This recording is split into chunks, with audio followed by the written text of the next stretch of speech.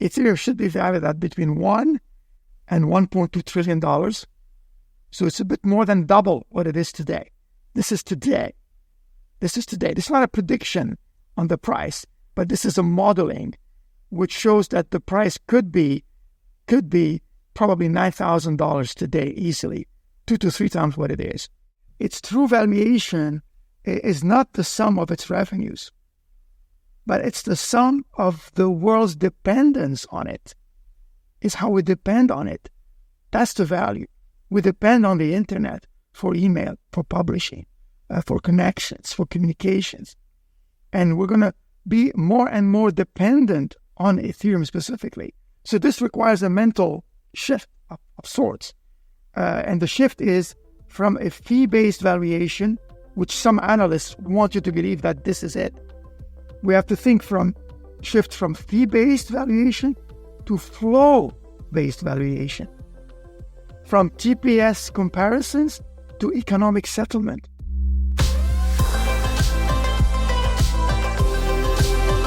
Welcome to the Edge Podcast. I'm DeFi Dad here with Nomadic. Today's show features William Mougayar, author of The Business Blockchain, entrepreneur, investor, and longtime Ethereum advisor. William, thanks for joining us. How are you doing? Hi, guys. All good. Looking forward to it. You have over 4 decades of experience working in technology. I think you have a point of view that allows you to draw parallels to what you've actually seen in those 4 decades. One of the analogies I've heard you talk about is the internet as a public good and how we would value it if it was a company. So now we're talking about Ethereum, which is, I believe, one of the few crypto networks that actually mirrors the value of the internet. And so we're going to talk about how we can begin to value Ethereum as a public good, and really excited just to have you walk us through all your thoughts and ideas on this. Let's start, though, with more on your background. Tell us about all you've worked on, the highlights reel, and then how does that ultimately lead you to Ethereum? Sure. So I started my career in technology working for Hewlett-Packard for almost 14 years. Then I branched into the internet, specifically in 95. At the time, I wrote my first book in 97 called Opening Digital Markets. Then I wrote another one, which was a glossary of internet terms for executives. Then I, for a number of years, I was a consultant on my own.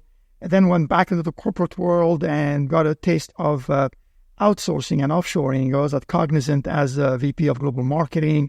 I had a stint at Aberdeen Group as an analyst in technology. And then I became an entrepreneur again. I founded 3 startups. And then in 2011 or 12, got a taste of Bitcoin and the blockchain, obviously, which leads us to my first involvement with Ethereum almost exactly 12 years ago, since I live in Toronto. And as you know, that's the birthplace of Ethereum. Almost exactly 12 years ago, January the 1st, 2014, I remember it because it was an important moment. I met Vitalik. And at the time, I used to attend the Bitcoin meetups that Anthony DiOrio used to organize. And Vitalik used to attend those. At the time, Vitalik had just barely finished writing his paper. And we were waiting for the meetup to start. And I started to question Vitalik about Ethereum. And we had a lengthy conversation at the time. And he wasn't even 19 yet. He had just dropped out of university. He had, I think, done a couple of years and decided to take a scholarship and travel the world. And as you know, we all know what I did. And then he realized that we needed more than Bitcoin and colored coins. And having had the experience I had previously, specifically, I had a taste of peer-to-peer technologies in 2001, right after the internet crash. I used to run something called Peer Intelligence, and we were chronicling about 100 peer-to-peer technologies. At the time, it was just mostly file sharing and pirating music, and these were the days of Napster. And with the internet, with the web, the early days of the web, if you recall, there was an early version of digital cash that didn't go anywhere. So I had previous experience in those technologies. And when I saw Bitcoin and Ethereum specifically, I put two and two together, and it dawned on me that this was going to be really big. And more specifically, with Vitalik, what struck me is that Ethereum had there was a human element to Ethereum. It wasn't just about technology. It was about the impact that this technology was going to have on humanity and on humans, on us as human beings, basically. And then I decided to immerse myself completely into understanding Ethereum. I became a close advisor to the Ethereum Foundation. I was close to the team before it was even a team. I was very close to Vitalik for 3 years. We became like reverse mentors. He taught me blockchains every week, and I was advising them on business matters relating to the Ethereum Foundation. And that's kind of how it started. Grow wealth exponentially. With TOROS leveraged tokens, when the market moves in your favor, your gains become parabolic. They're built to ride trends, auto-compounding profits. With TOROS, it's simple. Pick a vault, deposit, and your exposure is multiplied, maintained, and protected automatically against liquidations. TOROS reduces risk and keeps you in the market ready for the rebound. When markets dip, the vaults auto-adjust, softening losses and preserving your position. Just pick a token to multiply your returns. TOROS Finance, exponential gains with leveraged tokens. To learn more, go to toros.finance. Redstone is building the Oracle backbone to unlock real-world finance on-chain and next-gen DeFi. With modular gas-efficient feeds across over 110 chains, trusted by 170 clients, supporting over 1,300 assets, from value-accruing stablecoins, liquid staking and restaking tokens, to treasuries, private credit, and commodity tokens, Redstone delivers accurate real-time data where it matters most. The biggest platforms and protocols in DeFi today choose Redstone oracles, such as Athena, Securitize, BlackRock Biddle, Pendle, Spark, and Maple Finance. If you're building the future of finance on-chain, you need Redstone's leading modular blockchain oracle layer. To learn more, go to redstone.finance, and thanks to Redstone for supporting us here at the Edge Podcast and Edge Newsletter. Banks use your money to line the pockets of shareholders. Meanwhile, Solstice uses the same yield strategies to line your pockets. Introducing Yield Vault, Solana's best yield. A live delta neutral strategy with positive returns month over month for 3 years. Built for internet capital markets and powered by the stablecoin USX. To learn more, go to solstice.finance. Neutral is the next generation of crypto-native yield. Their synthetic dollar NUSD taps into OTC arbitrage, funding rate inefficiencies, and delta-neutral strategies to deliver premium, stable returns without taking market direction risk. Neutral is now officially live to mint NUSD and start earning neutral points. Learn more at neutral.fi. Wow, William, I didn't know you were so involved sort of at the genesis moment of Ethereum, and I didn't know you were so close to Vitalik back then as well. Very, very cool to hear. Maybe before we get more into, some of the things that we've mentioned here, Ethereum plus the internet and Ethereum as a public good, I think it's worth just taking a step back and just looking at fundamentals again, because you wrote a piece recently, we've referenced it already, called "The Fundamentals Are Coming to Crypto." And you mentioned how we're moving past these narrative hype cycles. I think collectively, us as an industry are starting to look back and ask ourselves, well, what do we have to show for things?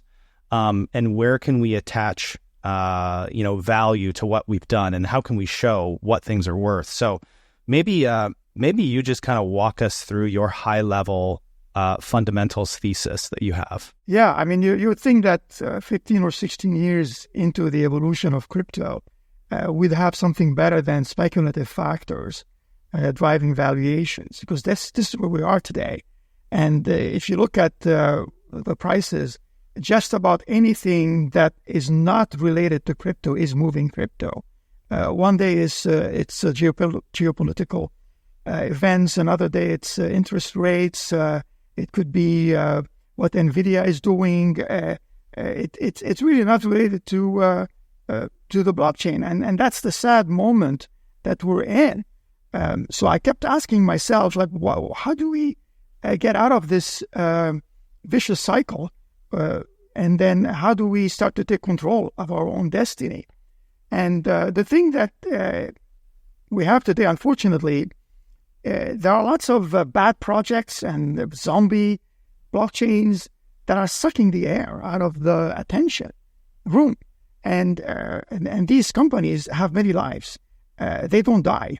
If there is a crash, the price goes down a bit, but they're still alive and kicking. Unfortunately, when we had the internet crash back in '99, it really wiped out companies. There was no kidding about it. Companies were gone. Companies that had either bad business models, or were not supposed to be public, they were gone. With the blockchain, it's not the case. There is no roadkill. The only roadkill we have is if there is fraud or crime, like the SBF and other situations. And from a legal perspective, they go. But so many projects are still kicking, unfortunately, because they can print money. So I kept asking myself, how do we value blockchain companies so that fundamentals matter? And when I dig deep into it, I came to realize that DeFi was leading the way. DeFi probably is the first vertical to reach fundamental maturity, because you can look at some metrics today. You can look at TVL, total value locked. You can look at protocol fees. You can look at revenue. You can look at active users. You can look at transaction volume, DEX volume, treasury holdings. All of these have meanings, and these signals are meaningful if you want to analyze the DeFi protocols. So we move away from liquidity-driven hype cycles in DeFi protocols, at least, and we go into usage-based valuation models. So in other words, DeFi is becoming more predictable, and it's not perfect, but it's directionally correct. We're kind of going in the right direction. Then the second sector that I looked at was the centrally managed or the corporate chains, those that are dependent on revenues. And these chains include the likes of Solana and Tempo. They keep telling you, oh, revenues are important. And Solana keeps bragging about the revenues. Fine. Revenues are important for you. Let's value Solana on multiples of revenues. And that's how SaaS companies are valued, because they are run like businesses and they depend on revenues. And if they didn't have revenues, they probably would not do very well. Then the third segment leads us into is Bitcoin. And everybody says, yeah, Bitcoin is a special snowflake. Well, it wants to be a digital gold. Fine. But it's getting its stress test at the same time. If Bitcoin wants to be digital gold, as you know, gold is a good store of value. Why? Because it withstands wars and crises. It has many stress tests, and it does well when it's being tested. Bitcoin keeps getting stress tested week in, week out, and every time it does well and recovers, it becomes stronger. That's fine. Let's leave it alone. But then that brings us to Ethereum, and I came to realize that Ethereum is also a special snowflake, but of a different kind. And that different kind is that it is a public good. At the end of the day, Ethereum cannot be judged by its revenues. It is not a corporate chain. It is not a centrally managed chain. It is something different. And the closest analog to it is not a corporation, it's the internet. So as a public platform, the valuation of Ethereum can be quantifiable because it extracts, it doesn't extract revenues, but it enables value creation at a scale which is the same as what the internet did. The internet did not extract value. It created value for many other companies around it. And that's when I dived into my thesis and the report you mentioned, which is to try to understand Ethereum as a public good infrastructure. Okay, William, maybe before we even get into this idea of Ethereum as a public good, we talked a little bit about the internet and Ethereum as well in the beginning. So maybe explain to why you think the internet is a good sort of valuation precedent for Ethereum. Sure. I mean, when we look at the internet companies today, the mature ones, the Facebook, the Google, Amazon, eBay, even the largest SaaS companies, we see some fairly sophisticated ways that Wall Street measures these companies.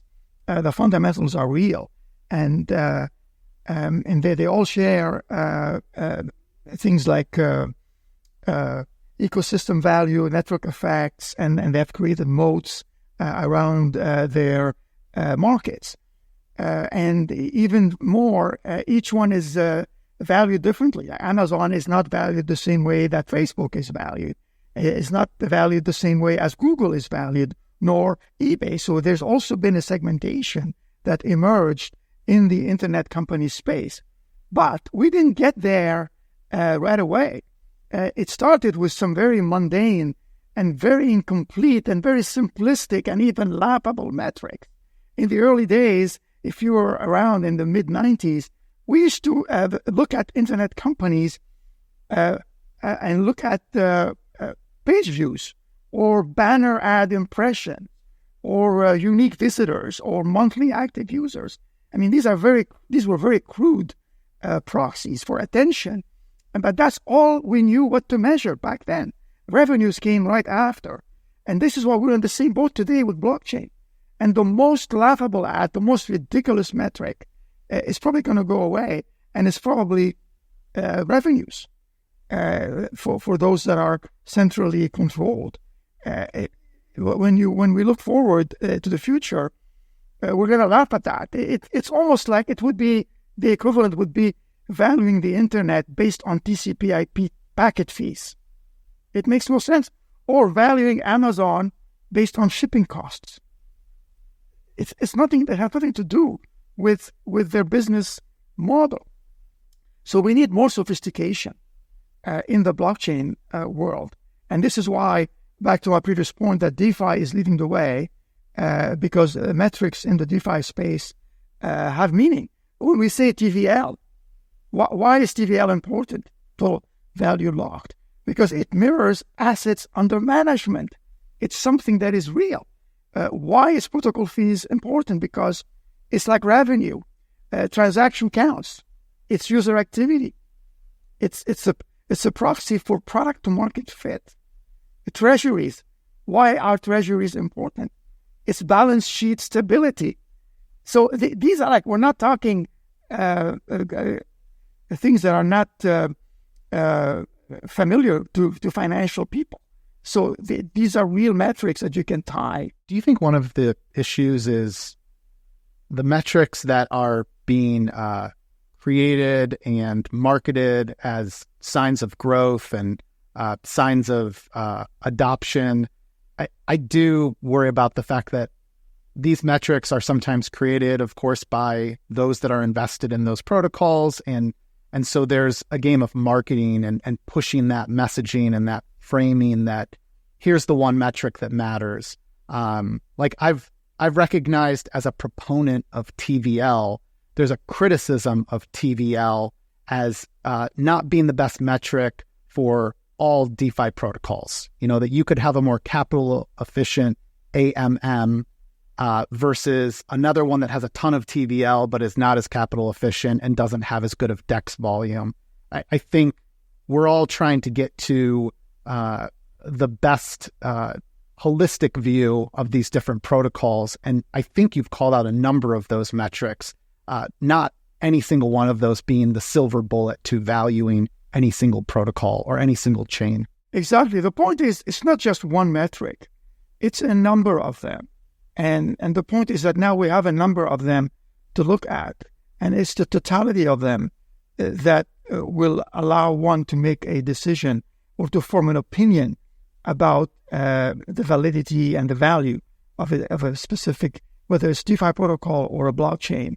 And it's more in a nutshell, it's more complicated than a number. Okay, so like when we're talking about this kind of asset-specific model, I feel like we're form-fitting the perfect, valuation methodology for our specific asset just to make it look the best. And that bothers me, but I also see that you have to do that because these are totally new, different things. You can't just pluck something out of TradFi and be like, hey, this is how we're going to value Ethereum now. It's like, no, you actually do need to cater to the asset, but I have this like internal conflict that we're just making the best outcome for the asset that we hold, if that makes sense. I mean, yeah, it might be a short answer. What I would say is that it's an evolution. It's an evolution. And same way with the internet, when we moved off page views and got into other things that were more meaningful, like SaaS companies became more prevalent, and now it's ecosystem. It's going to be an evolution, and as it turns out, the projects that have the most that are the most advanced are going to have the most richness in the metrics, and Ethereum is not a one-trick pony. It has many levels of many layers. And you have to peel all these layers.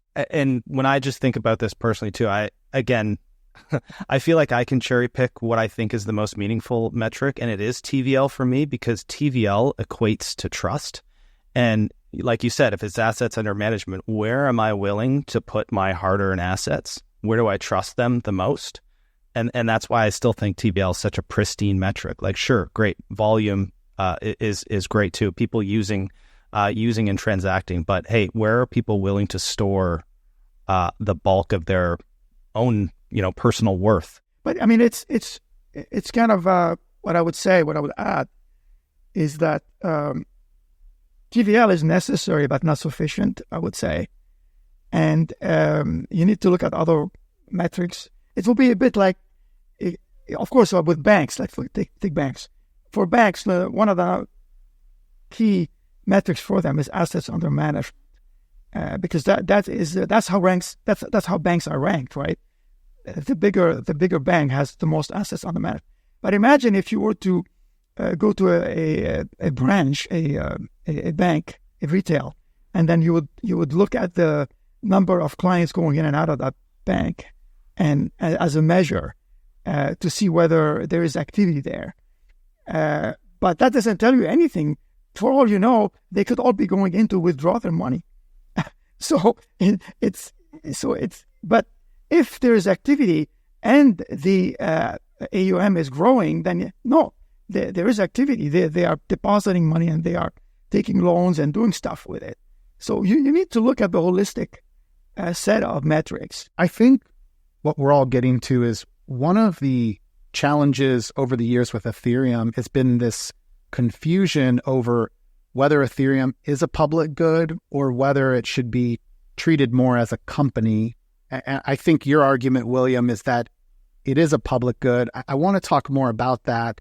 I think that this is where the origin of having challenges to value it come from. You have folks who want to force fit a valuation framework based on how we value publicly traded companies. But Ethereum, I think it clearly meets the definition of a public good because one person's use of it doesn't exclude another, and one person's use doesn't mean that, again, someone else is I guess, more challenged to be able to use that.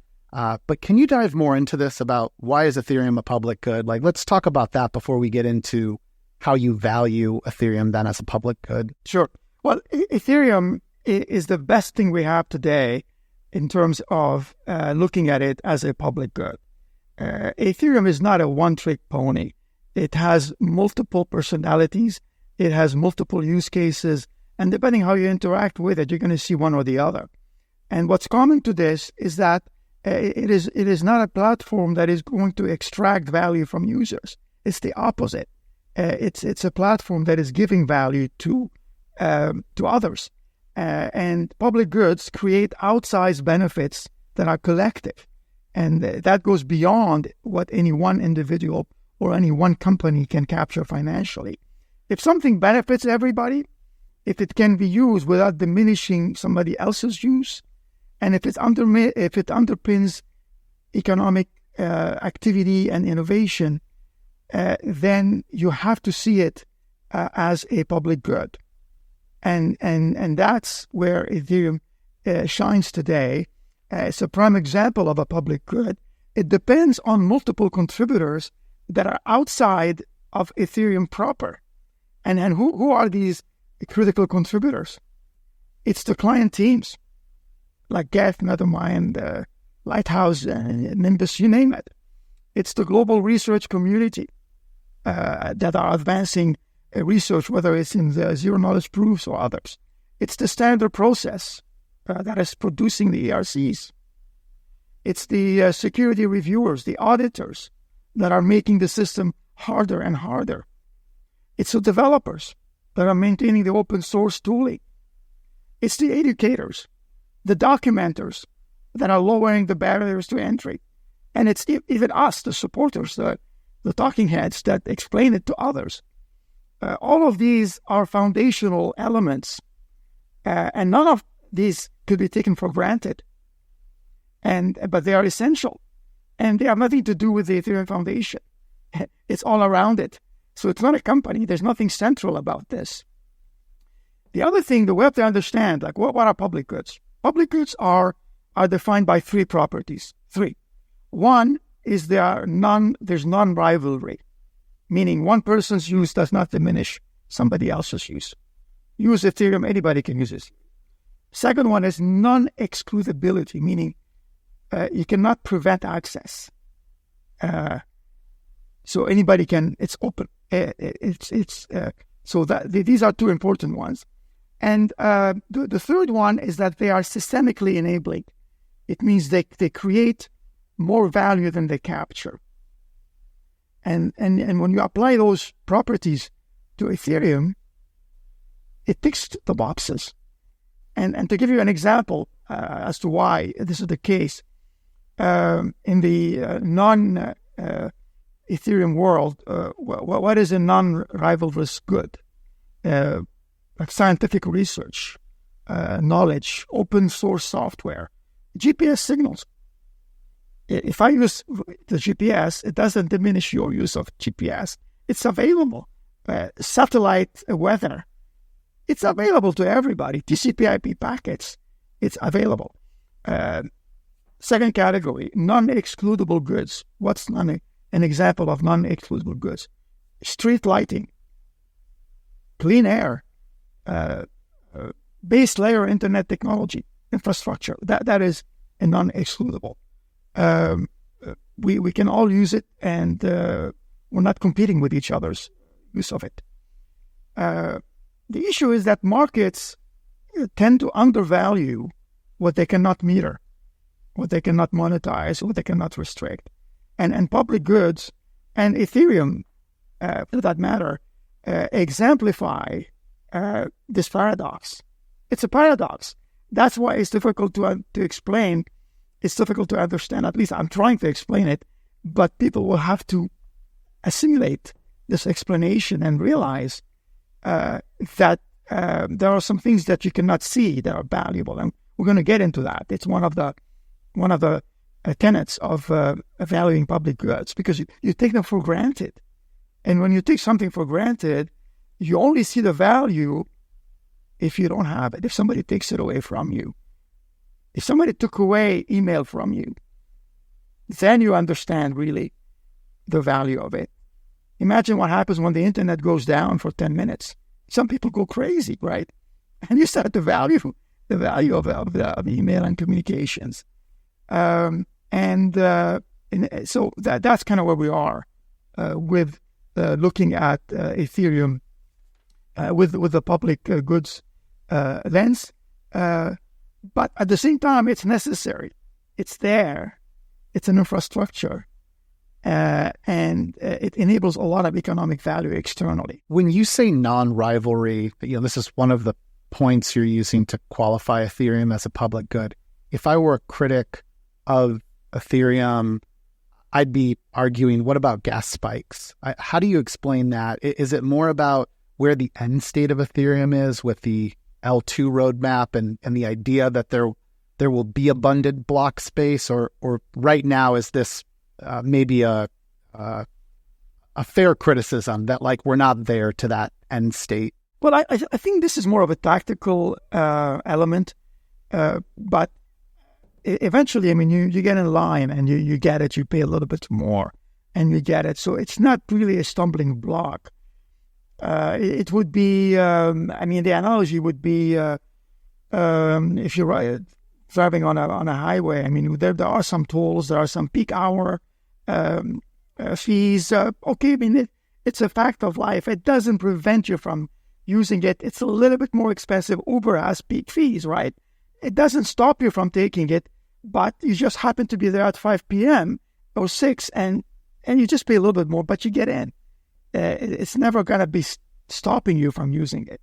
So I'm looking at non-rivalry at the strategic, with a strategic lens, not necessarily only at the tactical lens. William, I want to dive a bit deeper into Ethereum and the internet. Can you maybe take us into how you think Ethereum mirrors the internet, maybe from an architectural and economic standpoint?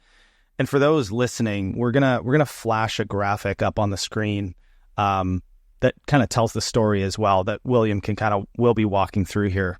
So let's look at the 4-layer birthday cake, basically, of the internet versus Ethereum. At the base layer, what you see at the bottom here, it's really the common basic layer. It's the pipes, it's the fiber, the cables, the towers, the physical network. And both the Ethereum and the internet rely on that. And that's what's common. But that's where the commonality stops. Then each one has its own layers above that. So for the internet, it's well known, the protocols, the TCP/IP is the layer 1 of the internet. And then the access networks, it kind of go on top of that. And then the applications even on top of that. And each layer needs the one below it, right? This is how it works. Each layer needs the one below it to operate. You look at the Ethereum side, the base layer, layer 1, is Ethereum proper, the protocol itself. And then layer 2 is all the layer 2s around, above and around. Now there's almost close to 200 of them, and they keep growing. And then at the top layer, it's the apps and the institutions that are using the bottom layers, whether it's tokenization or DeFi, stablecoin transfers. All of this is on top of the lower architectures. The interesting thing is that what's a public good and what's not? The public good is really the layer 1 only.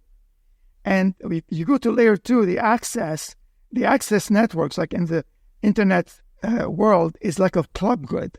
A club, you have to pay to get into the club, right? You pay your ISP. You pay for internet access, right?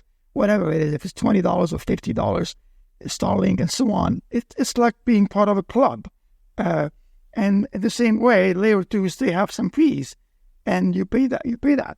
And then the private goods is kind of the application side. It's kind of a bit more sophisticated. You have to be not just paying an entry fee, but you become a part of it. And that's kind of the analogy. Private, club, or public goods. And the Ethereum is really a public good. And then we can dive into that as well. So, William, how would you say the internet has been valued up to this point in time? The MANTLE Global Hackathon is a 3-month competition inviting developers and founders to design and deploy scalable Web3 and RWA products on MANTLE's modular Ethereum L2, built for high performance, low fees, and full EVM compatibility. With $150,000 in prizes and a $30,000 grand prize, now is the time to build. Register by December 31st, 2025 Submissions are due by January 15th, 2026. To learn more, go to mantle.to/hackathon/U4U, and don't forget to follow mantle_official on X. Katana is an opinionated blockchain. Its opinion is that for DeFi adoption, there are two key things we need: deep liquidity and high yield. To learn more, go to katana.network. DECIBEL is the new sound of trading, a fully on-chain trading engine supporting spot markets, perps, and yield to trade global markets. Enjoy trustless execution and sub-penny transaction fees. Join the future of trading at decibel.trade and access the Decibel testnet today. So this is nothing new. I mean, there has been some well-documented and scholarly sound methodologies to evaluate the Internet's worth. And I mentioned them in the research paper, the blueprint of Ethereum that follows the Internet. And it's along three dimensions. The first one is you look at the market cap of the Internet-centric companies. So this is the visible value. So any companies that are Internet-specific. And there, the range is about $12 to $13 trillion when you add them all up. The second factor is the digital economy slice of GDP. Think of it, the flow value. So you think about the fact that the Internet is probably accounting for about 15% of the total world GDP. World GDP is about 110 trillion today. So that's about 16 trillion of the world economy that depends on the Internet per year. So you want to capitalize that on a specific discount rate, and you get $160 trillion. The third item, value is what the GDP does not see. It's the invisible part, and they called it the consumer surplus. This is unpriced value, because a lot of the Internet value doesn't show up as revenue. It shows up as benefits. Like, think of the value of search, of looking at maps, of email, of messaging, social platforms, content that's free, Wikipedia, knowledge. And it's been quantified. I'm not making this up. There's been research published in various academic journals, all referenced in the paper that I published. Search engines are valued at, you know how much? $17,500 per user per year in the U.S. The U.S. is a bit higher because the standards of living are higher, GDP per capita is higher. So email is valued at $8,000 per year. Video streaming, YouTube, is valued at $1,000 per year. Facebook, $40 to $50 per month. That's $500, $600 per year. You multiply that by 5 billion users, and you average down, because some countries are more rich than others, right? You get about $1,000 of surplus value per user. That's 5 trillion per year. You capitalize that at 5% discount rate, you get $70 to $100 trillion. So you put all of these together, and you get an Internet valuation equivalent of $100 to $300 trillion equivalent. Imagine if TCP/IP had a token, it would be valued at that. And that's 3 times the annual GDP of 100 trillion, possibly. So that's kind of how the Internet models have been valued. And what I did is I took that and I tried to draw the parallel for Ethereum, and we can dive into that if you'd like. Just a reminder for listeners and viewers, the report that we're referring to, the title again is The Internet's Blueprint for Ethereum, and that is published by the Ethereum Market Research Center, which William leads. So anyways, we'll put that into the show notes just for your convenience. Okay, I love this breakdown of how you kind of value these different aspects of the Internet that I've always assumed kind of had an invisible value that I couldn't quantify. So taking this holistically, how would you apply this, what you've done for the Internet, to Ethereum? So same methodology, more or less, along 3 parameters. The first one is capture value. Capture value is what you see. It's the visible. It's a financial layer, basically. And the capture value for ETH as the asset, the native asset, is as along, again, three pillars. One is consumptive function, the gas. It's gas, right? And the second is a security function. It's a staking. And the third is a reserve function. It's collateral that has a use. So that is something we see. We can put a number on it, and I'll come back to that. The second prong is the economic flow that Ethereum powers. So that flow is dependent on Ethereum. It's kind of the equivalent of the digital GDP. And the economic flow value, today, Ethereum secures trillions of dollars of value transfers, because that's important. It includes stablecoin settlements, you name it, whether it's USDC, USDT, the DeFi liquidity cycles, all the DEXs, the lending, the perps, the options, the structured products, layer 2 roll-up settlements, tokenized assets and RWAs, the NFTs, transactions and royalties, the DAO operations, the identity proofs, attestations, credentials verification. All of this is measured through value settled, not fees collected. Again, fees are just a footnote here almost. So when you aggregate all of that, these flows easily exceed today $50 trillion today. And you capitalize that, and you get $300 billion to $3 trillion in capital value. Now, the third item that's very interesting, and we don't talk about too much, is just trust surplus. That's the invisible layer, and we can pop a chart there as well. And what is that? It's what the users would have paid for trust, minus what they actually pay on Ethereum.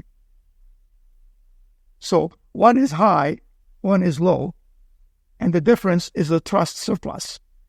And that's real, but it's unpriced unless you quantify it. And what are some examples of trust surplus? Examples: stable coins that reduce cross-border friction, but made by maybe 98%. That's a real surplus. DeFi that eliminates market maker monopolies, for example. Tokenized treasuries that reduce the premiums that custodians dictate. DAOs that make operations more efficient.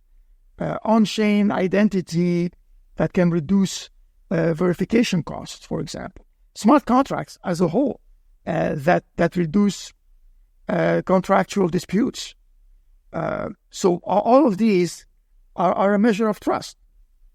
So you can think of trust as a monetary premium, collateral premium, and security premium.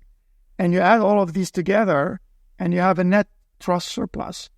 And I've estimated it to be between $50 to $150 per year per user. Again, we're not at the internet scale yet, the 1,000 per year. We're a little bit less, and we have 20 to 30 million users, let's say, for Ethereum, and you get about $1 to $4, $5 maybe billion if you push it in trust surplus per year, and capitalized. It's important. Now, it's not just per user; it's also systemic. Systemic meaning you have tokenized assets. That's 1 to 2 trillion.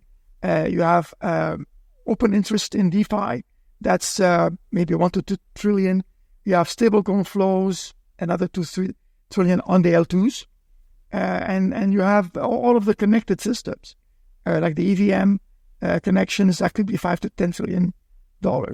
So all of that, you aggregate everything together. And on the low case, I came up with three different valuations. On the low case, which is where we are today, Ethereum should be valued at between $1 and $1.2 trillion. So it's a bit more than double what it is today. This is today.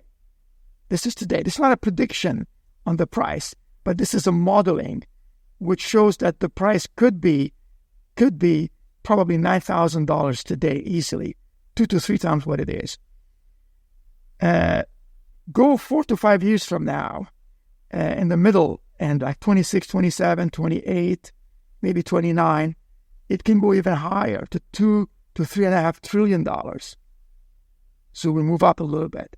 And the high case is in the range between 2030 to 2035, then we can go $4 to $6 trillion.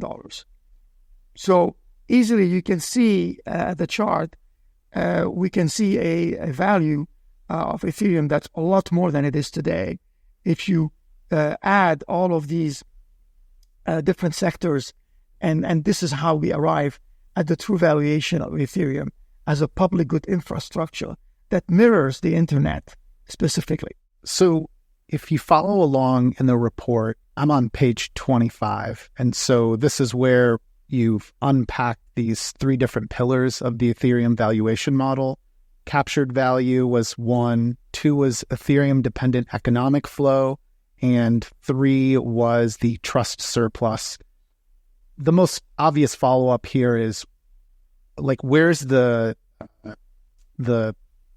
mispricing of ETH coming from? And so is one of these 3 pillars to blame? Like, where do you see the disconnect for the mispricing of Ethereum based on your model?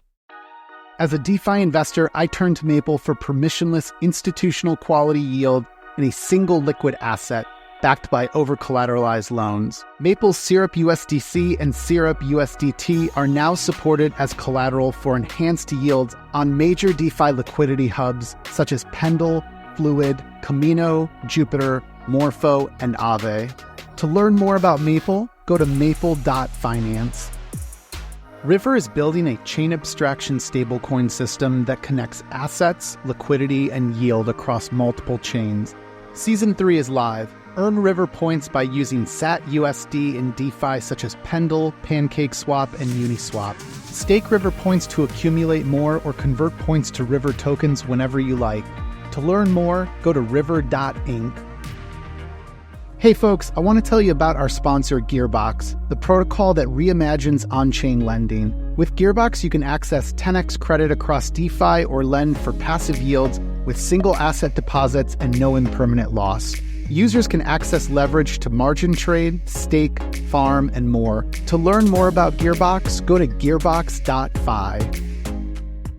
Puffer Institutional delivers secure, high-yield Ethereum staking built for institutions. With battle-tested security, granular access controls, and the ability to boost APY by securing multiple AVSs, Puffer gives institutions full control and optimized returns. Puffer is also behind the Unify-based rollup, aiming to transform Ethereum's future in a world where all L2s are working together. To learn more, go to institutional.puffer.fi.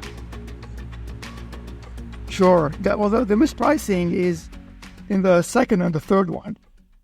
The second one is the flow aspect, because we're not talking about it too much, but I think we need to talk about it because what's more important is the assets, not just the fees. Again, back to the strength of the balance sheets and the collaterals, and then the trust surplus is going to be increasing, and we have to measure it.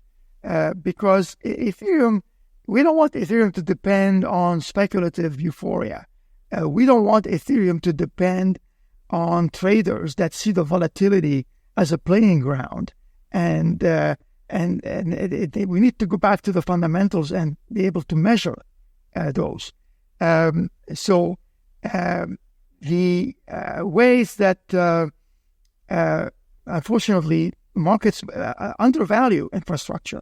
Markets undervalue trust. They undervalue neutrality.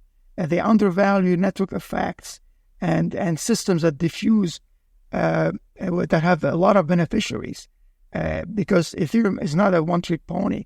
It has a lot of beneficiaries. So how do we quantify that? But that's the unfortunate thing. But we have to make sure that these are more visible. We have to talk about the fact that Ethereum's revenue understates its importance.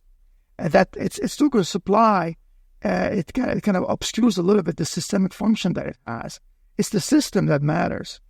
The system is very strong, and its decentralization defies corporate analogies. There's nothing like it. The L2's growth in the L2's, it hides the base layer dependencies because it's growing now outside of the core. And the visible activity is important because it's about the institutional flows. And all of these valuation models will trail the economic role. But we have to talk about it because it's a public infrastructure that is valuable. And the way I look at it is that you have to look at to Ethereum as thinking that its true valuation is not the sum of its revenues, but it's the sum of the world's dependence on it. It's how we depend on it. That's the value. We depend on the internet for email, for publishing, for connections, for communications. And we're going to be more and more dependent on Ethereum specifically. So this requires a mental shift of sorts. And the shift is from a fee-based valuation, which some analysts want you to believe that this is it. We have to shift from fee-based valuation to flow-based valuation. From TPS comparisons to economic settlement. That's more important. From short-term revenues to long-term trust minimization. As we get used to these new systems, we trust them more. And it's not about blockchain competition and comparing speeds and feeds. It's about institutional adoption and the impact and the growth of the digital GDP. That is what Ethereum is enabling. And we need to look forward. The next wave of on-chain activity, institutionally speaking, is going to include tokenized money market funds, tokenized treasuries, tokenized credit, private debt, all the ETF products that are continuing to grow, proving on Ethereum, corporate treasuries, using Ethereum for hedging, central bank collateral networks. We've barely scratched the surface there. AI agents. AI is going to be a big front end to interacting with on-chain assets. A lot of people criticize the user interface and the user experience on blockchain wallets specifically. AI has already figured out the user experience. We don't have that issue. Imagine now a layer of AI on top of a wallet where you just talk to it in English and you ask it to create an asset or to transfer an asset. Machine-to-machine commerce with the trust in the middle and prediction markets that are embedded. Not just kind of you go and you read about the prediction markets, but they become part of a transaction. So in the same way that the internet has organized information, Ethereum is organizing value. That is why, in my opinion, the future of Ethereum is to be measured in trillions, not billions. And that is not an ambitious goal. It is something that is unavoidable. Unavoidable. We are going to get there. William, I just want to say this is such a fascinating model to me, in part because we've been having a lot of discussions on this podcast about the intangibles of Ethereum. And, we talk about them ad nauseum, like the uptime, the multiple client diversity, and all this stuff that I think very hard to measure. And I actually haven't seen anybody try to measure it or quantify it. And I think this is the closest I've seen to somebody actually measuring those intangibles with a really interesting and unique model. So, just like kudos to you for kind of coming up with this, this is like a primary research model piece. And, of course I would say this as somebody that holds the asset and I like the outcome, but I think it tracks, it all tracks the whole way through. So, very interesting approach, and a new approach that I really personally haven't seen applied to to Ethereum. Yes, thanks, guys, for allowing me to amplify and explain these messages, because it's all about education. And when something is complicated, when something is not a one-trick pony, it takes longer to explain it. In the same way that if you ask anybody what does the internet mean to them, you will get a different answer depending on their experience with it. For some people, it's publishing. For some others, it's communication. For others, it's a transaction platform where they see it as a financial network, and so on and so forth. The same thing is happening with blockchain and Ethereum specifically. It's more than a one-trick pony, so it requires a more sophisticated lens. And depending on how you interact with Ethereum, you are going to have a different answer, and you are going to see it differently. And that's what's important, to see it in a more sophisticated and in a more multilateral and multi-level lens. And that's the right way of looking at it. Yeah, and I think something that we're seeing, I think everybody who's paying attention, is that institutions are starting to realize this trust surplus. They're starting to gravitate towards these intangibles and see their worth. And again, hard to quantify that, in numbers, but qualitatively, they're choosing Ethereum or Ethereum L2s time and time again, right? Like we just had Johan Kerbrat from Robinhood on, and he basically explained their whole reasoning of picking to develop on Ethereum L2, and fascinating to hear it firsthand from him. And he's an engineer, and like have him walk through step by step their mental process there. But again, yeah, by and large, I think we're just starting to see even more institutional awakening on what's happening in the Ethereum sandbox. So, yeah, I think they're onto your model. William, could you apply your valuation framework here for Ethereum to other blockchains, something like Bitcoin? I mean, Bitcoin wants to be digital gold. So you can't apply digital gold valuation in the same way that if something else is being valued as an infrastructure. So for Bitcoin, the digital gold analogy means that it has to withstand stress and crises around the world, and it has to be this sort of value. So to sum it up, Bitcoin is a one-trick pony. It's a digital gold, that's it. Whereas Ethereum is a multiple tricks pony, and it's an infrastructure that does a lot of things. Now, if other blockchains want to mirror this valuation framework, be my guest, but they will not be as rich and as perhaps there won't be as many metrics available when you look at each one of these prongs, and they will fall short perhaps. But yeah, I'd be happy to compare the Ethereum flows to whoever is behind them, and sure, let them be compared, but Ethereum will be on top. Guys, I think this is a great place for us to start to close out. So first, I want to remind our listeners they can learn more about the Ethereum Market Research Center by going to ethmrc.com. That is where they can find the link to the report, The Internet's Blueprint for Ethereum. We will also link that in the show notes so you can easily find it. Follow Ethereum_MRC on Twitter. Also, check out William's personal site, which is where you can find awesome blog posts like the fundamentals coming back to crypto post we referred to here. That's at wamougayar.xyz. And then lastly, follow William's handle on Twitter. It is WMougayar, MOUGAYAR. William, thank you so much for coming on and talking through some, really complex topics. Really would love to have you back in the future. And I just want to give you the final word before we go. Thank you, guys. I really enjoyed the conversation, and the best is yet to come.